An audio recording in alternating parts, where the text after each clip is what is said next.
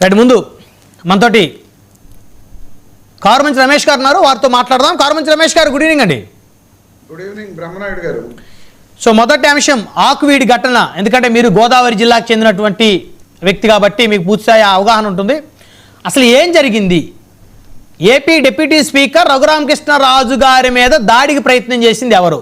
ఆయన మీద దాడికి ప్రయత్నం చేసిన క్రమంలో జనసేన నాయకులు అడ్డుకునే ప్రయత్నం చేశారు. అయితే జనసేన నాయకుల మీద దారుణంగా విరుచుకుపడ్డారు ఆ రాజ్యాంగేత శక్తులు. అసలు ఎవరు వారు, ఏంటి కొత్తగా ఈ మతాల మధ్య ఘర్షణ ఏంటి, దీని వెనక ఎవరున్నారు? రఘురామకృష్ణరాజు గారు అనేకమైనటువంటి అంశాలు మాట్లాడారు. నీలి పార్టీలు అన్నారు, నీలి కోట్లు అన్నారు. సో ఏంటి? బ్రహ్మనాయుడు గారు, మీకు ప్యానల్లో ఉన్న సభ్యులకు అలాగే 99 టీవీ ప్రేక్షకులందరికీ వెరీ గుడ్ ఈవినింగ్ అండి.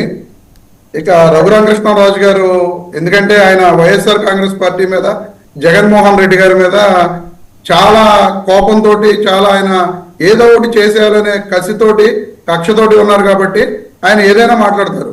ఎందుకంటే ఆయనకు రాజకీయం చేయడం ఈ మధ్యన, ఎందుకంటే ఉపసభాపతిగా అయ్యారు, ఎమ్మెల్యేగా కూడా గెలిచారు కాబట్టి ఇంకా అధికారంలో ఉన్నారు. గతంలో అంటే అధికారంలో ఉన్న అధికార పక్షానికి వ్యతిరేకంగా మాట్లాడుతూ ఆయన రకరకాల విన్యాసాలు చేశారు.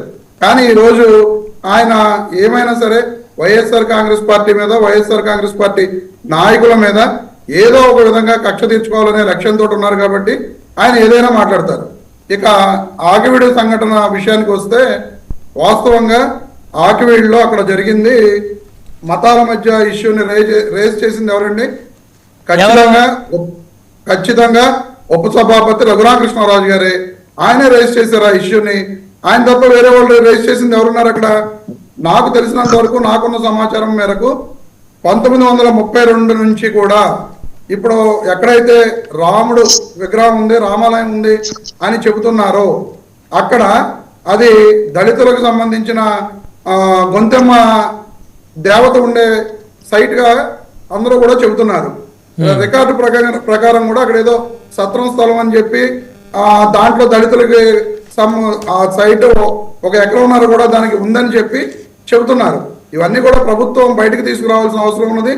వాస్తవాలు చెప్పాల్సిన అవసరం కూడా ప్రభుత్వానికే ఉన్నది. యాక్చువల్గా 1932 నుంచి కూడా దళితపేట అక్కడ వాస్తవంగా ఉంది, అక్కడ నడుస్తున్న వ్యవహారం జరుగుతున్నది. ఆ తర్వాత అక్కడ గొంతెమ్మ దేవతను పెట్టి పూజించుకోవడం, ఆ రకరకాలుగా ఇష్యూస్ కూడా ఈ పూజా కార్యక్రమాలు జరగడం అనేది కూడా జరుగుతున్నది. కానీ గత 10 సంవత్సరాల్లో, గతంలో కూడా ఇంకో విషయం నాకు తెలిసింది ఏంటంటే, నేను ఎంక్వైరీ చేయగా గతంలో కూడా అక్కడ కరెంటు ఒక దళితుడి పేరు మీద ఉండేదంట. ఈ మధ్య కాలంలోనే దాన్ని ఒక ఓసీ పేరు మీద కూడా మార్చినట్లుగా సమాచారం. మరి ఈ వాస్తవాలన్నీ కూడా కారుమంచి రమేష్ గారు, ఇప్పుడు మీ గ్రామానికి ఎన్ని కిలోమీటర్లు ఉంది ఆకివీడు? ఆకివీడు ఉండి నియోజకవర్గంలో ఉంది. నాకు తెలిసి ఒక 50 కిలోమీటర్స్ 60 కిలోమీటర్స్ మధ్య ఉంటుందండి, అంతే. అంటే పెద్ద డిస్టెన్స్ ఏం కాదు. సో ఈ ఆకివీడులో ఇప్పుడు మీరు చెప్తున్నాడు 1932లో రామాలయం ఉందంటున్నారు. అక్కడ రామాలయం కాదండి, సత్రం స్థలం కింద ఆ రోజుల నుంచి కూడా అక్కడే దళితపేట ఉండేదంట. దాన్ని అక్కడ గొంతెమ్మ ఆలయం అంటే ఆలయం ఉంది. 1932లో అక్కడ ఆలయం ఉందా లేదా సార్? ఇక్కడ మీకున్న ఇన్ఫర్మేషన్ క్లియర్ గా చెప్పండి, ఆలయం ఉందా లేదా? గొంతెమ్మ ఆలయం ఉందంట. అంటే హిందూ దేవతలను పూజించేటువంటి ఆలయమేగా, హిందూ దేవతల ఆలయమేగా. ఖచ్చితంగా గొంతెమ్మ దేవాలయం ఉంది అక్కడ.